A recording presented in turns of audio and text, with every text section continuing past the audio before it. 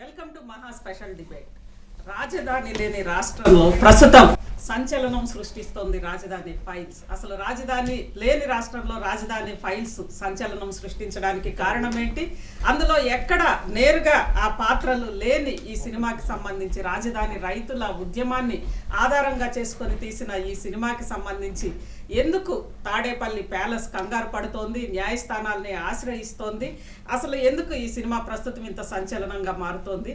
అదేవిధంగా తాడేపల్లి సమీపంలోనే ఈ సినిమా షూటింగ్ దాదాపు 500 మంది 600 మంది రైతుల తోటి లేదా రైతుల పాత్రలతోటి జరిగిన ఈ సినిమా షూటింగ్ అసలు ఎందుకు కనిపెట్టలేకపోయింది ప్రభుత్వం? వీటన్నిటికీ సంబంధించి ప్రస్తుతం మనతో మాట్లాడడానికి సినిమా ప్రొడ్యూసర్ కంటంనేని రవిశంకర్ గారు, అదేవిధంగా డైరెక్టర్ భాను గారు మన స్టూడియోలో ఉన్నారు. నమస్తే రవిశంకర్ గారు, అదేవిధంగా భాను గారు. భాను గారు, ముందుగా అసలు ఏంటి సినిమా తీయడానికి ధైర్యం ఎలా వచ్చింది మీకు? అంటే యాక్చువల్గా నాకు రవిశంకర్ గారితో పరిచయం జరిగిందండి. జరిగినప్పుడు పిలిపించారు ఆయన. నేను ఒక ఫ్రెండ్ ద్వారా రవిశంకర్ గారి దగ్గరికి వచ్చాను. ఆయన చెప్పారు, ఇలా ఒక కథ నేను చేయాలనుకుంటున్నాను అమరావతి రైతుల మీద అని చెప్పారండి. చెప్పినప్పుడు నేను చాలా భయపడ్డాను. అంటే మేము 2 years బ్యాక్ అండి ఇది. అప్పుడు పరిస్థితులు అన్నీ మీకు తెలుసు. ఆ టైంలో చాలా భయపడ్డాను. లేదా ఆయన చాలా మోరల్గా సామాజిక బాధ్యత సినిమా అనేది, మనం అలా భయపడకూడదు. అక్కడ రైతులకు జరుగుతున్న అన్యాయాల మీద మనం ప్రజలందరికీ చెప్పాలి. నేను చెప్పడానికి నాకు ఇంచు భూమి కూడా అక్కడ ఏం లేదు, బట్ నేను రైతు బిడ్డను కాబట్టి సినిమా తీయాలనుకుంటున్నాను అని మోటివేట్ చేయడం నాకు చాలా బాగా నచ్చిందండి. ఆయన చెప్పిన నేను మోటివేట్ అయ్యాను రియల్గా. అయ్యి ఈ సినిమా తీయాలని చెప్పి అక్కడి నుంచి ఇంక నేను కాన్సన్ట్రేషన్ చేయడం, అక్కడ ఏం జరిగింది అవన్నీ తెలుసుకోవడం, దాని మీద నుంచి కథ పుట్టిందండి. అసలు అంటే ఏంటి దాంట్లో మీకు ఆ కథలో అంత ఉత్తేజం కలిగించిన అంశాలు ఏంటి? అంటే అక్కడ పడిన స్ట్రగుల్ అండి. వాళ్ళ రైతులు ఒకళ్ళు వచ్చి రాజధాని కోసం భూములు ఇమ్మన్నారు, ఇంకొకళ్ళు వచ్చి ఆ రాజధాని విషయంలో మాట్లాడడం వల్ల వాళ్ళ రోడ్ల పాలు అయిపోయారు. వాళ్ళ జీవితాలన్నీ తారుమారు అయిపోయినాయండి. ప్రభుత్వం మారేటప్పటికి జీవితాలన్నీ తారుమారు అయిపోయినాయి. 3 పంటలు పండే భూమిని వాళ్ళు ఇచ్చి ఒక ఉద్యమం చేస్తూ ఉంటే ఎవరు సపోర్ట్ చేయలేదు. అక్కడ మహిళలు పడిన వేదన ఇవన్నీ నేను చూసిన తర్వాత చాలా అసలు ప్రపంచంలోనే ఎక్కడ ఇలాంటి పాయింట్ లేదండి. ఇన్ని 29 గ్రామాల ప్రజలు ఒక దాదాపు ఒక 36,000 మంది పైన రైతులు, 36,000 ఎకరాలండి ఇచ్చిన చరిత్ర అసలు ఎక్కడా లేదండి. ఒక స్టేట్ కోసం అంతమంది తమ ఆస్తిని నమ్మి, గవర్నమెంట్ని నమ్మి ఇచ్చారు. తర్వాత జరిగిన పరిణామాల్లో వాళ్ళ జీవితాలు తారుమారు అయిపోయినాయి. వాళ్ళ పిల్లల భవిష్యత్తు క్వశ్చన్ మార్క్ అయిపోయింది. ఎవరు సమాధానం చెప్పలేదు. ఎవరు మనం అంటూ మన సమస్య ఏంటో అక్కడికి వెళ్ళలేదు. నేను రవిశంకర్ గారు చెప్పారు, ఇది ఒకరి సమస్యగా చిత్రీకరించేస్తున్నారు, ఇది మనందరి ప్రాబ్లం అని చెప్పాలి, ఈ రైతు సమస్య మనందరి సమస్య అని చెప్పాలి అని చెప్పడంతో నేను చూసిన ఇన్సిడెంట్లు అన్నింటితో ఆలోచిస్తే అసలు చాలా గొప్ప పాయింట్ అండి ఇది. అంటే మన సొసైటీకి చాలా ఇంపార్టెంట్ ఇది. వీళ్ళ జీవితాల గురించి తెలియడం, వాళ్ళ బాధ మనోవేదన మనం తెలియచెప్పడం. రవిశంకర్ గారు, ఏంటి అసలు నేను మళ్ళీ అడుగుతున్నా, ఆ ధైర్యం ఎలా వచ్చింది? ఎందుకంటే రాజధాని ప్రాంతంలో మొత్తం మీద, రాష్ట్రం మొత్తం మీద కూడా ఫస్ట్ స్టార్ట్ అయినప్పుడు అత్యంత హేళనకి గురైన ఉద్యమం. అంటే సారీ టు సే, స్వయంగా ముఖ్యమంత్రి కానీ, మంత్రులు కానీ, ఇతర ప్రాంతాల ప్రజలు కూడా దాదాపు అలానే నమ్మారు. ఇదేదో 29 గ్రామాల్లో సంపన్నులు, వాళ్ళు ఎవరు కూడా రైతులు కాదు, వాళ్ళంతా సంపన్నులు, పట్టు చీరలు కట్టుకొని వచ్చి ఉద్యమం చేస్తారు అని చెప్పి అత్యంత హేళనకి గురైన ఉద్యమాన్ని సరే అక్కడ నుంచి వాళ్ళు మొత్తం రాష్ట్రాన్ని కూడా కన్విన్స్ చేయగలిగారు ఆ రైతులు. నిజంగా ఇక్కడ మా సమస్య నిజమైన సమస్య, ఇది 29 గ్రామాల సమస్య కాదు, ఇది రాష్ట్రానికి సంబంధించిన సమస్య అని వాళ్ళు తీసుకెళ్ళగలిగారు. కానీ ఆ సందర్భంగా వాళ్ళు పడిన ఇబ్బందులన్నీ మనం చూసాం. అలా లోపల నుంచి ఇంట్లోంచి బయటకు రాగానే అసలు మహిళల్ని నానా చిత్రహింసలు పెట్టి రకరకాలుగా ఇనుప బూట్లతోటి, ఇంకా అసలు వాళ్ళని ఏమంటారు, వాళ్ళ క్యారెక్టర్ అసాసినేషన్స్ రకరకాలుగా చేసి అన్నీ చేసిన తర్వాత ఆ పదం వింటేనే లేదా ఆ పదం మాట్లాడితేనే నిర్బంధాలకి తప్పదు అని అనుకుంటున్నప్పుడు ఒక ప్రొడ్యూసర్గా మీకు ఈ సినిమా తీయాలి అని ఎలా అనిపించింది? దీనివల్ల వచ్చే కష్ట నష్టాలు ఇవన్నీ కూడా మీరు ముందు ఊహించలేదు? అంటే ఈ ప్రభుత్వం వీళ్ళు చేసిన అరాచకాలు చూస్తున్నాం. అసలు మీకు గుర్తుందో లేదో, మొట్టమొదటిగా కేసు పెట్టింది కూడా నా మీద పెట్టారు. సోషల్ మీడియాలో పోస్టింగ్ వచ్చిందంటే, మా ఛానల్లో ఏదో పోస్టింగ్ వచ్చిందని చెప్పి నా మీద ఒక కేసు పెట్టారు. ఏంటి ఆ కేసు కూడా ఏంటి, ఎవరో 2 వ్యక్తులు మాట్లాడుకున్నది అది పోస్ట్ అయింది. దాంట్లో ముఖ్యమంత్రిని విమర్శిస్తూ ఉంది. అటువంటి దాన్ని కూడా, వ్యవహారం పెద్దదేం కాదు, దాని మీద కేసు పెట్టి నా మీద నన్ను అరెస్ట్ చేయడానికి ప్రయత్నం చేశారు. సో చేసినప్పుడు నాకు హైకోర్టు అండగా నిలిచింది, దానికి యాంటిసిపేటరీ బెయిల్ వెంటనే కూడా క్వాష్ కూడా ఇచ్చి ఒక హిస్టారికల్ జడ్జిమెంట్ ఇచ్చింది హైకోర్టు. ఇది డెమోక్రసీనా కాకిస్టోక్రసీనా, ప్రతిదానికి కాకిలను వాడి ఇలా ప్రజలను ఇబ్బంది పెడతామేంటి, ఫ్రీడమ్ ఆఫ్ స్పీచ్ మన కాన్స్టిట్యూషన్ ఇచ్చిన ఒక బేసిక్ ఫండమెంటల్ రైట్లో ఒకటైన ఫ్రీడమ్ ఆఫ్ స్పీచ్ అండ్ ఎక్స్ప్రెషన్ని మీరు ఎలా అణగదొక్కుతారు అని చెప్పి.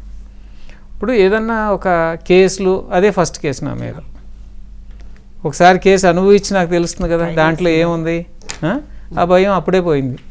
ప్లస్ నేను పల్లెటూరు వాడిని, ఒక రైతు కుటుంబం నుంచి వచ్చిన వాడిని. సాధారణంగా పల్లెటూరు వాళ్ళకి అనేసరికి కొంచెం ధైర్య సాహసాలు ఎక్కువ, మొండితనం ఎక్కువ ఉంటుంది. అవన్నీ పుణికిపుచ్చుకున్నాం కాబట్టి పల్లెటూరు నుంచి ఇక ఆ ధైర్యం అనేది నా బ్లడ్లోనే ఉంది కాబట్టి ఆ ధైర్యంతో ముందుకెళ్ళాం. ఇది రైతు సమస్య, రైతుల కోసం ఏదో ఒకటి చేయాలి అనే ఒక నా తపన ఎప్పటి నుంచో ఉంది. ఇది మీడియాలో చాలా ఏళ్ళ నుంచి ఉన్నా, 24 ఏళ్ళ నుంచి మీడియాలో ఉన్నప్పుడు తదుపరి ఎక్స్పాన్షన్ కింద మూవీస్లో కూడా వెళ్దామని ఒక ఆలోచన వచ్చినప్పుడు సినిమా అనేది ఒక సామాజిక బాధ్యత, సినిమా అనేది ఒక larger media, its mass media, ప్రజల కోసం. ఎస్, అలా కూడా ఏదైనా చెయ్యాలి అనే ఉద్దేశంతోనే ఇప్పుడు నా ఆర్గనైజేషన్లో కూడా నేను సంపాదించిన దాంట్లో ఎప్పుడూ కూడా I give back to the society. ఈ రోజుకి సుమారుగా ఒక 2000 పైచిలకు లైఫ్ సేవింగ్ ఆపరేషన్స్ అవి చేయించాను నేను. అవి హార్ట్ సర్జరీస్ అవ్వచ్చు, కిడ్నీ ట్రాన్స్ప్లాంట్స్ అవ్వచ్చు, కాక్లియర్ ఇంప్లాంట్ అంటే మూగవాళ్ళు మాట్లాడే ఎటువంటి ఆపరేషన్స్ అవ్వచ్చు, వీటన్నిటి కూడా నేను ఫండ్ చేయించి నేను చేయించాను. అంటే that shows our commitment towards the society. చేసి మేము ఇప్పుడు నెక్స్ట్ స్టెప్ వేయాలనుకున్నప్పుడు ఏం చేద్దాం, ఒక సినిమా చేయాలి. సినిమా అంటే కమర్షియల్ సినిమా చేయొచ్చు, 4 డబ్బులు వస్తాయని గ్యారంటీ బేగా ఒక పెద్ద హీరోని పెట్టి ఒక సినిమా తీయచ్చు, ఇదే బడ్జెట్లో ఒక హీరోని పెట్టి కూడా తీయచ్చు. అటువంటిది కాదు, ఫస్ట్ తీసే సినిమా సోషల్గా ఇంపాక్ట్ చూపించాలి. అంటే నేను ఫర్దర్ చేసే సినిమాలు కూడా డెఫినెట్లీ నాకు ఒక ఇన్స్పిరేషన్ ఏంటంటే హిందీలో మనోజ్ కుమార్ హీరో ఉండేవాడు, ఆయన ఏం తీసినా దేశభక్తి సినిమాలు తీసేవాడు. సో నేను యంగర్ డేస్ హిందీ యాక్టర్, నేను ఢిల్లీలో చదువుకున్నాను. సో అప్పటి నుంచి కూడా నాకు ఆ దేశభక్తి అన్న ఇవన్నా కొంచెం ఆయన సినిమాలు చూసి కొంత ఇన్స్పిరేషన్ ఉండేది నాకు. సో డెఫినెట్గా మనం సొసైటీకి సంబంధించి సొసైటీని ఇన్స్పైర్ చేసే విధంగా సినిమా తీయాలని నాకు ఆలోచనలో. ఇది చూస్తున్నాం మీడియాలో ఏ విధంగా హేళనకు గురి అవుతున్నారు ఆడపిల్లలను కూడా, తన మన అని లేకుండా ఒక కాజ్ కోసం, ఒక రాష్ట్రం కోసం అన్ని వేల ఎకరాలు ఎటువంటి ఆలోచన లేకోకుండా ఇచ్చేశారు. రైతు బిడ్డగా నాకు తెలుసు రైతుకి భూమికి ఎటువంటి అనుబంధం ఉంటుందో, అంతేలికి ఎవరెవరు ఇప్పుడున్న ప్రభుత్వాలు ఉన్నాయి, వాళ్ళు ఎవరన్నా ఒక సెంటు భూమి ఏదన్నా రాష్ట్రానికి కోసం ఇచ్చారా? ఇంత మాట్లాడేవాళ్ళు వాళ్ళే ఒక 10,000 ఎకరాలు తీసుకుని ఇప్పుడు వైజాగ్లో క్యాపిటల్లో ఇంకో చోట అంటున్నారు, ఓ 10,000 ఎకరాలు వాళ్ళ నాయకులు అందరూ కలిపి ఇచ్చి ఇక్కడ క్యాపిటల్ కట్టనంటే దీనికి ఒక ఎగ్జాంపుల్గా ఉండేది. అటువంటిది ఏమీ లేకుండా ఇచ్చిన వాళ్ళని హేళన చేస్తూ చాలా రోతగా, మామూలుగా కాదు, సోషల్ మీడియాలో చూస్తే వాళ్ళ ట్రోలింగ్స్ అవి చూస్తే వాళ్ళ అమ్మా నాన్న ఏ సంస్కారం నేర్పించారో ఈ ఎదలు కనిపిస్తుంది. అటువంటి భాష వాడుతుంటారు. ఇది కావాలని చేస్తారా, ఆ పేటీఎం బ్యాచ్లు అంటూ ఉంటారు, ఆ టైపా అర్థం కాదు. ఏదైనా కానీ సాటి ఆడపడుచును గౌరవించలేని కుసంస్కారాలు ఉన్నటువంటి ఈ చోట వాళ్ళకు బుద్ధి చెప్పే విధంగా ఒక సినిమా తీయాలి అనే ఆలోచన నాకు వచ్చింది. ప్లస్ నేను ఢిల్లీ వెళ్ళి ఒకసారి ఇప్పుడు నేషనల్ మీడియాతో మాట్లాడుతున్నప్పుడు, నేషనల్ మీడియాలో ఉన్న మిత్రులతో కొంతమంది it's a problem of few villages, 29 గ్రామాల్లో few villages, why you trying to bring it at national level, nothing is reported here అన్నారు. చాలా సింపుల్గా, అరే ఇంత ఇదేంటి, ఇంత పెద్ద పోరాటం వీళ్ళు చేస్తా అంటే శాంతియుతంగా ఇన్ని రోజుల నుంచి ఎక్కడా హింసాత్మకంగా జరగలేదు ప్రొటెస్ట్ వాళ్ళది.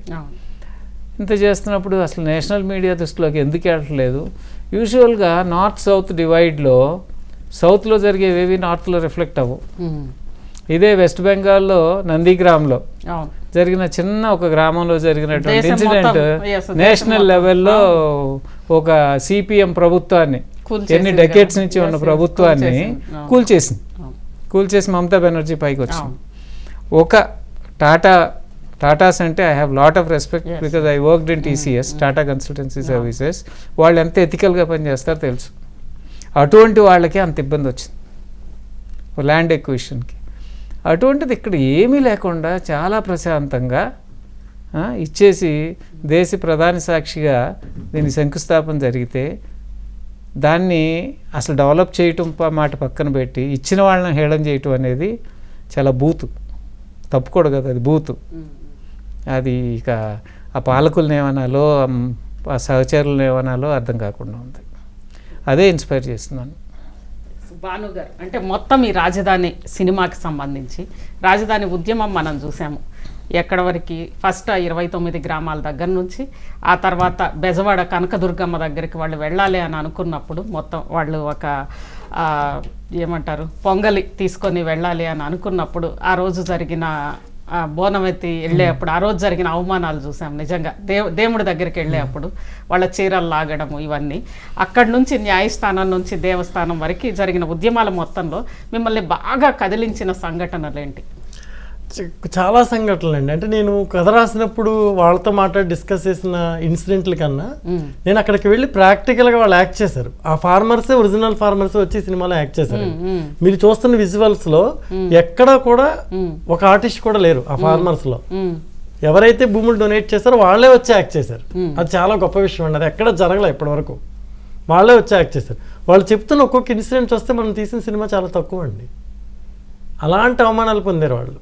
ఒక ప్రెగ్నెంట్ లేడీని ప్రైవేట్ పార్ట్లో తన్నితే అమ్మాయి ఇప్పటికీ పెరాలసిస్ వచ్చి బెడ్ మీద ఉంది. స్టిల్ ఇప్పటికీ వాళ్ళ మదర్ డైలీ మా దగ్గరికి వచ్చేవారు. ఆవిడ ఉద్యమంలో ఆవిడ వచ్చి యాక్ట్ చేసేవారు మా దగ్గర.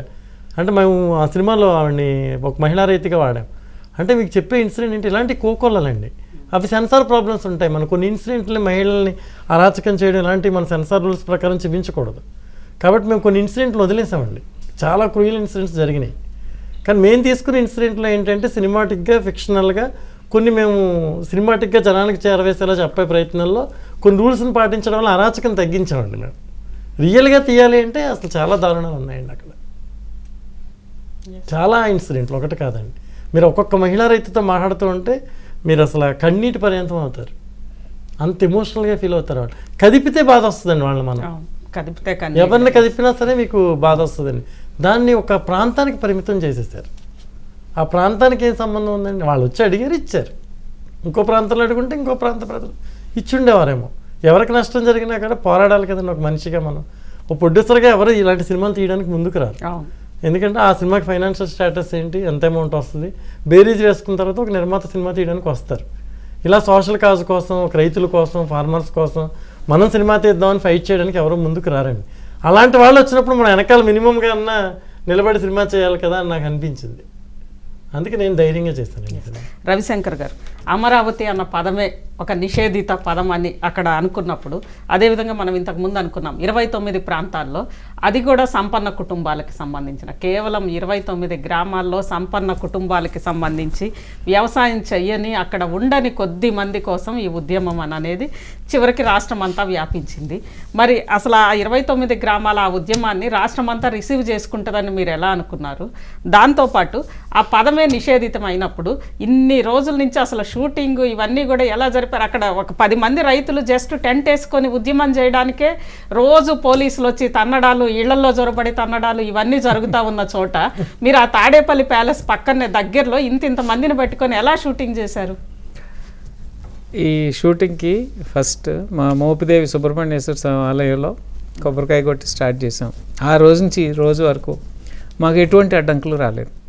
ఎటువంటి అడ్డంకులు రాలేదు. అదంతా లేదండి. ఇంత ఇప్పుడు 5-10 మందితోనూ ఒక రూమ్లో షూట్ చేస్తే మీరు అన్నట్టు తెలియకుండా మేనేజ్ చేయొచ్చు. ఇది మెయిన్ రోడ్ల మీద పబ్లిక్ ప్లేసెస్లో with permission, field development corporation వాళ్ళ పర్మిషన్తో మేము స్టార్ట్ చేసాం. ఎటువంటి ఇబ్బంది రావటం కానీ, ఎటువంటి ఎవరో వచ్చి అడ్డు చెప్పడం కానీ జరగలేదు. వాళ్ళు ఏమనుకుండొచ్చు అంటే ఇంత జరుగుతున్నప్పుడు మాకు భయపడిపోయిన ఈ వాతావరణంలో ఏదో డాక్యుమెంటరీ ఫిల్మ్ తీసుకుంటున్నారు, అది మన్నేం చేస్తుందిలే, అన్ని మీడియాలు అన్ని ఛానల్స్ మన కంట్రోల్లో పెట్టుకుని అన్ని వాయిస్లు మనం కంట్రోల్ చేసి ఎవరేం మాట్లాడితే పేక్ పీసుకేసినప్పుడు ఇదేం చేస్తుందిలే అనుకున్నారు. అది ఒకసారి ట్రైలర్ రిలీజ్ అయినాక తెలిసింది దాని ఇంపాక్ట్ ఏంటో. అప్పటి వరకు వాళ్ళు ఊహించలా. మేము కూడా ఇంత సంచలనం అవుతుంది అని మేము, అంటే definitely it is for a cause. ఆ కాజ్ ఇంత ఇంపాక్ట్ క్రియేట్ చేస్తుందని చెప్పి ఇప్పుడు లాస్ట్ 1 వీక్లో సోషల్ మీడియాలో మీరు అనలైజ్ చేస్తే మ్యాక్సిమం ఇంపాక్ట్ క్రియేట్ చేసిన ట్రైలర్ ఇదే అవుతుంది. ట్రైలర్ అంటే ఎనీథింగ్ ఈ మధ్య వచ్చిన డిస్కషన్లో 40 లక్షల మంది చూస్తారు. ఇది ఒక నెరేటివ్ సెట్ చేసింది. ఇవాళ నిన్న చూస్తే వాళ్ళు 3 రాజధానులు కాదు 4 రాజధానులు అంటున్నారు. మా సినిమాలో 4 రాజధానులనే అన్నాం. అవును, ఇప్పుడు హైదరాబాద్ 4వ రాజధాని అయింది కదా. 4వ రాజధాని అన్నారు. Yes, అవును. ఇప్పుడు సంపన్న కుటుంబాలని మీరు అంటున్నారు. ఇప్పుడు నేను దీంట్లో మేము ఒక ఉదాహరణ చెప్పాలి మీకు. మేము షూటింగ్ చేసేటప్పుడు నేను హీరో వినోద్ కుమార్ ఒక ఇంట్లో గెస్ట్ హౌస్ లాగా ఆ ఇంట్లో ఉన్నాం, చంద్రశేఖర్ గారి ఇల్లు అది. ఉన్నప్పుడు అక్కడ మాకు పనులు చూసి పెడతానికి ఒక అమ్మాయి వచ్చేది. ఆవిడ ఒకరోజు అడిగానేమ్మా ఏంటి ఏం చేస్తుంటారు మీరు అది ఇదని చెప్పుకొచ్చింది. రాజధాని ఇక్కడ కన్స్ట్రక్షన్లో ఉన్నప్పుడు పగలు రాత్రి తేడా ఉండేది కాదండి, మాకు అంత వెలుతురు ఉండేది ఇక్కడ, ఎప్పుడు కన్స్ట్రక్షన్ వర్క్ దగ్గర నుంచి ఉండేది. మాకు 3 కూలీలు వచ్చేయండి. 3 కూలీలు ఏంటంటే మామూలుగానండి మాకు ఇక్కడ పంటలు బాగా పండుతాయి కాబట్టి 2 కూలీలు. పొద్దున ఒకసారి కూలికి వెళ్తాం, పొద్దున్నే లేచి మళ్ళీ మధ్యాహ్నం నుంచో సాయంత్రం వెళ్తాం. ఇక కూరగాయలు కొయ్యటం, పూలు కొయ్యటం, ఇలా ఏదో ఒకటి వాడి కార్యక్రమం ఉండేది. ఇలా ఉండేవి. రాజధాని కన్స్ట్రక్షన్ ఉన్నప్పుడు మాత్రం 3 కూలీలు వచ్చాయి. 3 కూలీలు ఎలా వచ్చాయన్న సాయంత్రం ఏమీ లేదండి, మా ఆయన ఒక ఫ్లాస్క్ నిండా టీ పోసుకుని 10 సిగరెట్ ప్యాకెట్లు పట్టుకుని ఏ కన్స్ట్రక్షన్ సైట్ దగ్గర సాయంత్రానికి 500 నుంచి 1000 రూపాయలు సంపాదించేవాడు. పగలు మేము పొలంకి వెళ్ళి సంపాదించుకునేవాడు. మేము పుష్కలంగా హాయిగా ఉండేవాళ్ళం. వాడు పని లేక పస్తులు ఉంటున్నామండి. మీరు అందుకే ఇక్కడ పని ఉందంటుందో నేను పరిగెత్తుకొచ్చా. 3 వచ్చారు, ఒకళ్ళు కాదు, మాకు పని కావాలని. అటువంటి పరిస్థితి. ఏదో సంపన్నమైన రైతులు 10 మంది ఉంటారు, 90 మంది ఎవరు ఉంటారు? ఈ ఎకరం అరెకరాలు వాళ్ళ కన్నీటి గాథలు వింటే మనిషి అన్నవాడు ఎవడైనా చలించిపోతాడు.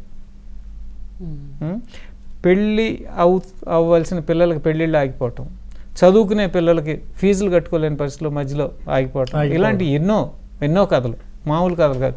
సూసైడ్ చేసుకునే వాళ్ళు, చనిపోయిన వాళ్ళు, గుండెపోటు అవన్నీ ఓకే, సూసైడ్ చేసుకున్నాడు. ఏంటి ఈ పరిస్థితిని తట్టుకోలేక కూతురు పెళ్ళాగితే చచ్చిపోయిన తల్లి కూతురు ఉన్నారు.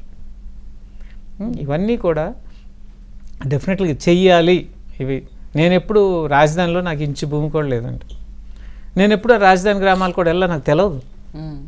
ఆ రాయిపూడి అనో వెలగపూడి అని తుళ్ళూరు ఇవన్నీ మొన్న షూటింగ్ అప్పుడు తిరగటమే.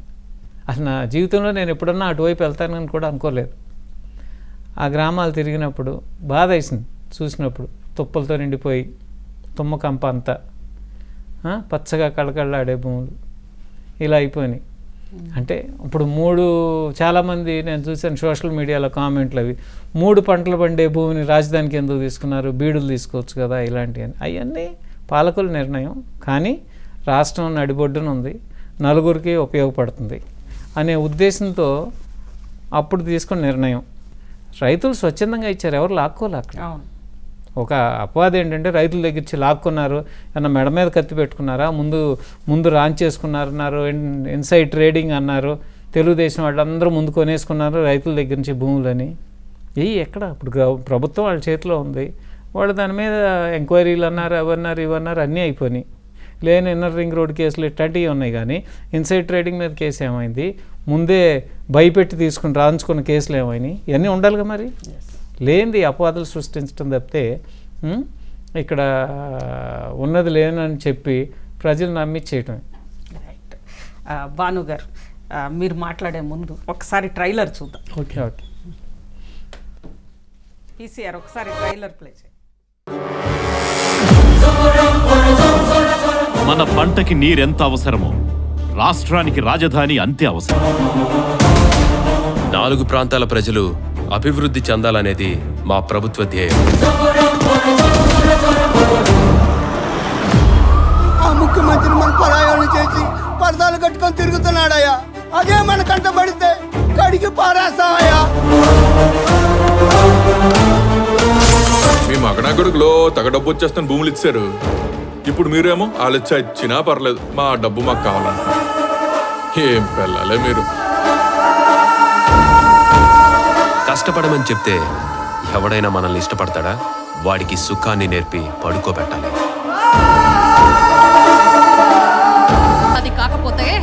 4 ఏళ్లకైనా చదువులు చేస్తాం, పంటలు పండిస్తాం. రైతులవురా.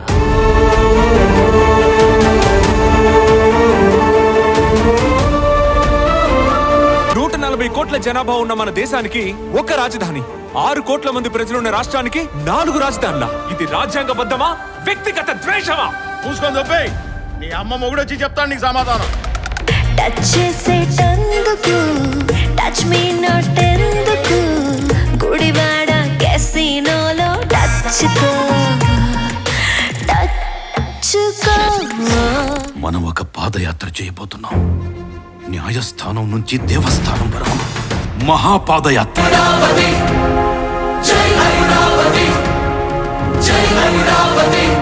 డౌన్ ఐరావతి చెప్పు.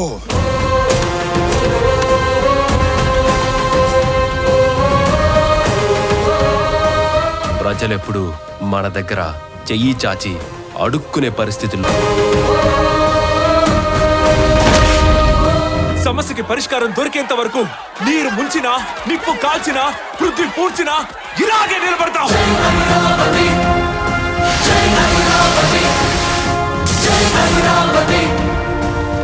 దేశానికి అన్నం పెట్టిన అన్నపూర్ణ అరుణ ప్రదేశ్ భవతి భిక్షాందేహి అంటూ కనిపించిన అందరినీ. ఎస్ భాను గారు, అంటే ఇక అసలు సినిమా చూడడం అనేది, సినిమా మొత్తం ఏముంటుందని అనే దానికంటే ట్రైలర్లోనే అసలు దాదాపు విషయం మొత్తం తెలిసిపోయింది. కేవలం అమరావతే కాదు, ముఖ్యంగా ఆంధ్రప్రదేశ్లో జరుగుతున్న దరిద్రమైన రాజకీయాలకు సంబంధించి, సారీ టు సే, ఆ డైలాగ్స్ అన్నీ కూడా మీరు అక్కడ చెప్పారు. ఏంటి దాని మీదే ఆల్రెడీ కోర్టుకి కూడా ముఖ్యమంత్రి గారి ప్రతిష్ట మసకబారే విధంగా సినిమా తీశారు. ఎలక్షన్స్ టైం కదా, ముఖ్యమంత్రి గారి ప్రతిష్ట మసకబారే విధంగా మమ్మల్ని టార్గెట్ చేస్తూ ఈ సినిమా తీశారు అని చెప్పి ఆల్రెడీ గుంటూరుకి సంబంధించి ఒక వైసీపీ నాయకులు కోర్టుకు కూడా వెళ్ళారు. ఏంటి అంటే ముఖ్యమంత్రి గారిని ఎందుకు టార్గెట్ చేశారు? టార్గెట్ చేయలేదండి, అసలు అలాంటివి ఏం చేయలేదండి. ఇప్పుడు రైతులకు జరిగిన నష్టం గురించి, వాళ్ళ మానసిక సంఘర్షణ గురించి చూపించే ప్రయత్నంలో ఆ రైతుల విషయాల్లో తీసుకున్న నిర్ణయాల మీద నేను ఏమైనా టచ్ చేసి ఉంటానేమో కానీ వ్యక్తిగత అన్నారు కదా ముఖ్యమంత్రి గారి రోల్లో ఎప్పటికీ సుఖం అలవాటు చేస్తే ఎప్పటికీ పడి ఉంటారు అన్నాను. బట్ అది ఒక ఇన్సిడెంట్ పరంగా వాడడం జరిగిందండి డైలాగ్, అంతేగాని అసలు వ్యక్తిగతంగా వెళ్ళే ఆలోచనే సినిమాలో లేదండి. ఎందుకంటే రైతుల యొక్క జీవితాల్లోకి కొన్ని పొలిటికల్ క్యారెక్టర్స్ వచ్చినాయి, మీకు తెలుసు. ప్రశాంతంగా ఉన్న ఆ ప్రాంతంలోకి ఒక రాజకీయ నాయకులు ఎంటర్ అయ్యారు. ఎంటర్ అయిన తర్వాత వాళ్ళ జీవితంలో జరిగిన దుర్భరంగా ఎలా అయిపోయినాయి అనే ఉద్దేశంలో చెప్పే ప్రయత్నమే కానీ డైరెక్ట్గా టార్గెట్ చేసి చెప్పిన ఇన్సిడెంట్స్ లేవండి. మేము ఆ కథను తీసుకుని, అక్కడ జరిగిన రైతుల యొక్క ఎమోషన్స్ని తీసుకుని, జరిగిన సమస్యను తీసుకుని ఫిక్షనల్గా కొన్ని సన్నివేశాలు అల్లి సినిమాటిక్గా చేస్తున్న కథ అండి ఇది. ఇందులో వాళ్ళ ఎమోషన్ నిజం, అంతేగాని ఎవరినో టార్గెట్ చేస్తుంది అనేది మాత్రం కరెక్ట్. అంటే అసలు సీఎం వైఎస్ జగన్మోహన్ రెడ్డి గారికి సంబంధించి అందులో ఏం లేదు, వ్యక్తిగతంగా మీరేం టార్గెట్ లేదండి, వ్యక్తిగత టార్గెట్స్ అసలు ఏం లేవండి. అమరావతి విషయంలో ఎవరు ఎలా ప్రవర్తించారు అనేది మాత్రం చెప్పామండి. ఆంధ్రప్రదేశ్ ఇప్పుడున్న రాజకీయాలకు సంబంధించి అందులో నేరుగా మీరేం దృశ్యాలు ఏం పెట్టలేదండి అలా. రవిశంకర్ గారు, అంటే కొడాలి నాని సంబంధించి వల్లభనేని వంశీ వాళ్ళిద్దరికి సంబంధించి కొంత అసలు సాంగ్స్ కూడా పెట్టినట్లున్నారు. ఏంటి, ఎందుకు వాళ్ళని ప్రత్యేకంగా తీసుకోవాల్సి వచ్చింది? అలా కాదండి, గుడివాడ కాసినోవా అంటే అందరికి తెలిసిన గుడివాడ మీద సాంగ్స్ వచ్చినాయి అన్ని బాగా హిట్ అయినాయి అని చెప్పి నాకు ఇండస్ట్రీలో ఉన్నాళ్ళు చెప్పారు. అంతేగాని అక్కడ కాసినోవా ఇష్యూ ఏం లేదు. అంటే అప్పుడు జరిగింది కాబట్టి దాంతోపాటు అంతా సీరియస్ నోట్లో వెళ్తే ఎలా, కొంత కామెడీ కూడా ఉండాలని చెప్పి అలాంటివి ఏవో సినిమా వాళ్ళు కొంచెం మసాలా కావాలంటారు కదా. సో బ్యాలెన్స్ నానిని కమెడియన్ గా చేశారా అందులో? అంటే కొడాలి నాని అని కాదు, ఆ పాత్ర మీకు కొడాలి నాని లాగా అనిపిస్తే నేనేం చేయలేను. కమెడియన్ పాత్ర కొడాలి నాని లాగా ఉంది. కొడాలి నాని అని కాదు, ఆ పాత్ర ఆ భాష వాడిన వాళ్ళు ఎవరైతే వాళ్ళకి అన్వయించుకోవచ్చు. ఒక వ్యక్తి అని కాదు, ఎవరిని కించపరిచే విధంగా. ఇప్పుడు ఆయన మాట్లాడిన భాష మేము వాడలేదు, ఆ భాష ఏదైతే ఉందో అవి అసెంబ్లీలో వాడిన భాషే మేము వాడాం. ఇప్పుడు అసెంబ్లీ కంటే పవిత్రమైందేమి కాదు సినిమా. సో అసెంబ్లీలో ఎటువంటి భాష వాడారు, ఏం చేశారు, అటువంటివే చూపించాం ఇక్కడ. అంతకు మించి వేరేగా ఒక వ్యక్తిని కించపరచాలని చెప్పి అతని ప్రతిష్ట దిగజార్చే విధంగా మాత్రం సినిమా చేయలే. ఇది కేవలం రైతుల ఉద్దేశంతో చేసాం. రైతులను ఎవరినైతే ఇబ్బంది పెట్టారో వాళ్ళు డెఫినెట్లీ విలన్స్. సినిమాలో రైతులు, సినిమాలో రైతులు హీరోలు. వాళ్ళని ఇబ్బంది పెట్టేవాళ్ళు ఎవరైతే ఇబ్బంది పెట్టారో వాళ్ళందరూ వాళ్ళని రోడ్డు మీద పడేసే నిర్ణయాలు తీసుకున్న వాళ్ళు villains. Villains, yes, no doubt about it. Right. కొంతమంది కాలర్స్ వెయిట్ చేస్తూ ఉన్నారు. ముఖ్యంగా ఫస్ట్ బెంగళూరు నుంచి భాస్కర్ గారు ఉన్నారు. భాస్కర్ గారు, భాస్కర్ గారు హలో, వినిపిస్తోంది, చెప్పండి. మన ప్రొడ్యూసర్ గారు ఉన్నారు రాజధాని ఫైల్స్కు సంబంధించి, అదేవిధంగా డైరెక్టర్ గారు ఉన్నారు రవిశంకర్ గారు, అదేవిధంగా భాను గారు. ఏంటి చెప్పండి భాస్కర్ గారు, మాట్లాడండి. భాను గారు సార్ నమస్తే అండి, చెప్పండి సార్. Trailer super sir. Thank you very much thank you sir. మీ గట్ క్యాచర్ సార్, సూపర్ గా ఉంది సార్ ట్రైలర్. మేము రేపు టుమారో చూస్తాం సార్ సినిమా తప్పనిసరి. ఓకే, తప్పనిసరిగా మీరు చూడండి. ఆ రైతుల యొక్క మానసిక సంఘర్షణ మీరు అర్థం చేసుకుని వాళ్ళకి సపోర్ట్ చేయండి, సంఘీభావం ప్రకటించండి. మీరే కాదు, మా రైతులను అభిమానించేవాళ్ళు, రైతులను ప్రేమించేవాళ్ళు, రైతు బిడ్డలందరూ కూడా ఈ సినిమాని ఎంకరేజ్ చేయాలని నేను కోరుకుంటున్నానండి. మీరు కూడా కొంచెం ఈ మెసేజ్ని ఫార్వర్డ్ చేసి మరింత మంది చూసేలా చేయండి sir, please. Thank you. Okay, right. మనం తెలంగాణ అంటే చరిత్రలో ఇప్పటివరకు ఆంధ్రప్రదేశ్లో కానీ లేదా భారతదేశంలో కూడా గొప్పగా చెప్పుకునేది తెలంగాణ సాయుధ పోరాటం. అంటే మొన్న జరిగింది కాదు, ఆ రోజు భూమి కోసం జరిగిన సాయుధ పోరాటం. దాన్ని బేస్ చేసుకొని ఎన్నో మూవీస్ వచ్చినాయి. మా భూమి దగ్గర నుంచి అన్నీ కూడా రైతుల ఇతివృత్తంతో, రైతుల పోరాటాల నుంచి తీసుకొచ్చిన సినిమాలే. ఈరోజు అమరావతి రైతులకు సంబంధించి మీరు వాళ్ళు ఇన్స్పిరేషన్ తీసుకొని మీరు ఐరావతి అనే పేరు పెట్టారు. రాజధాని కోసం భూములు ఇచ్చిన రైతుల ఆవేదననే మీరు సినిమాగా తీశారు, అంతేగాని దీంట్లో రాజకీయానికి సంబంధించి ఇది పొలిటికల్ సెటైరా? రాజధాని ఫైల్ కాదండి, పొలిటికల్ సెటైర్ కానే కాదు. నేను ఇందాక చెప్పినట్టు నా సినిమాలో రైతులు హీరోలు, వాళ్ళని ఇబ్బంది పెట్టిన వాళ్ళు ఎవరైనా విలన్స్. ఆ సన్నివేశాలు మాత్రమే చిత్రీకరించాము. వాళ్ళకి జరిగినవి గతంలో జరిగినాయి, ఇప్పుడు జరిగినాయి, రేపు జరగబోయి ఈ సన్నివేశాలు మాత్రమే మేము చిత్రీకరించి ప్రజెంట్ చేయడం జరిగింది.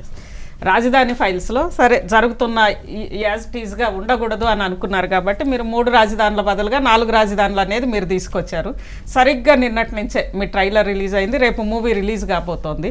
మీ మూవీ రిలీజ్కి 2 రోజుల ముందు నుంచే ఆంధ్రప్రదేశ్లో ఇప్పుడు ప్రభుత్వమే 4 రాజధానుల అంశాన్ని తీసుకొని వస్తుంది. ఒకటి హైదరాబాద్ నడుస్తున్నారంటారా వాళ్ళు? ఏంటంటే దీని వెనక ఏం జరిగి ఉంటుంది అంటారు?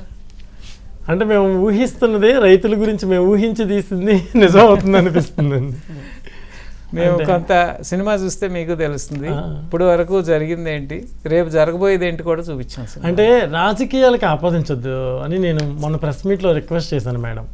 ఎందుకంటే ఇప్పుడు ఫ్యాన్ గుర్తు అంటే వైఎస్ఆర్సీపీ అంటాం మనం, ఏమండి సైకిల్ గుర్తు అంటే తెలుగుదేశం, ఇలా ఒక్కొక్క పార్టీకి కారు కేసీఆర్ అంటాం, అలాగే హస్తం చూపిస్తే కాంగ్రెస్ అంటాం. మా సినిమా జాతీయ జెండా లాంటిది అని చెప్పానండి నేను.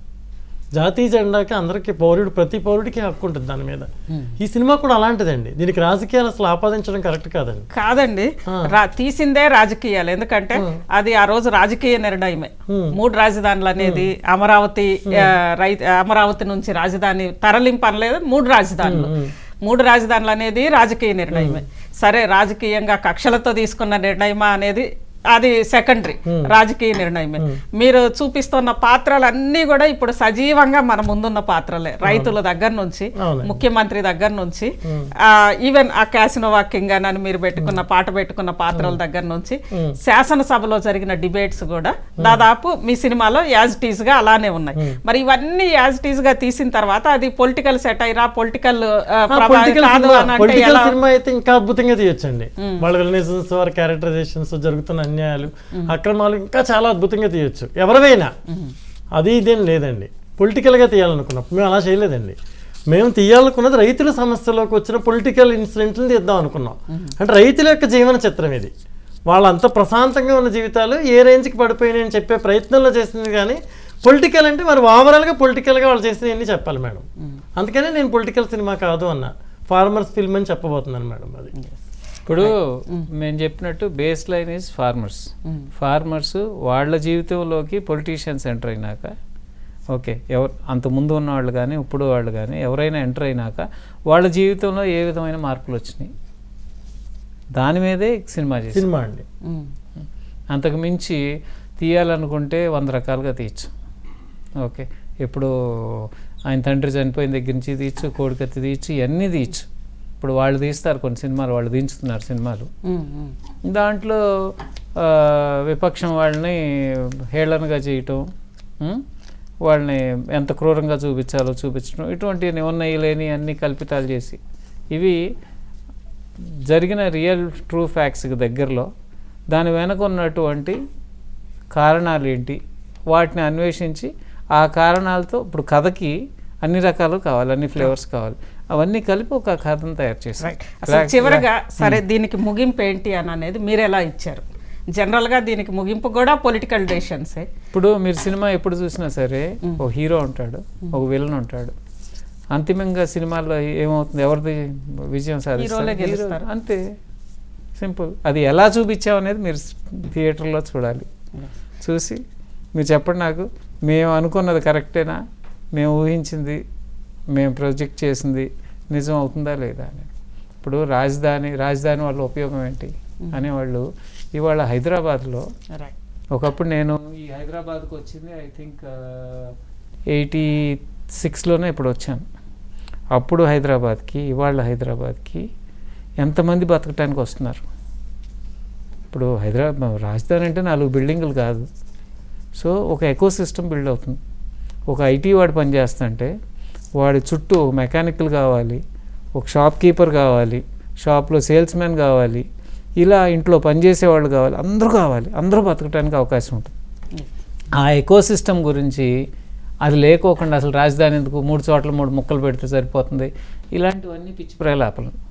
హైదరాబాద్లో ఆంధ్ర నుంచి వచ్చి ఇక్కడ బతికి కోటి కోసం వచ్చి బతికే వాళ్ళు ఎన్ని లక్షల మంది ఉన్నారు. వాళ్ళ గ్రామంలో ఎంతమంది ఉన్నారు, హైదరాబాద్లో వాళ్ళు ఎంతమంది ఉన్నారు. సో రాజధాని యొక్క గొప్పతనం కూడా ఈ సినిమాలో చెప్పడం జరిగింది. రాజధాని అనేది ఒక స్టేట్కి ఎంత అవసరం, రాజధాని లేకపోవడం వల్ల మన ఏం కోల్పోతున్నాం. చివరిగా ఏం చెప్తారు అంటే రేపు సినిమా రిలీజ్ కాబోతోంది, ఏం చెప్పబోతున్నారు? ఒక రైతు బిడ్డగా నేను సినిమా తీశాను. రైతు అనేవాడు ఎప్పుడు 10 మందికి పెట్టేవాడే, ఇలా చెయ్యి జాచి అడుక్కునేవాడు కాదు, యాచించేవాడు కాదు.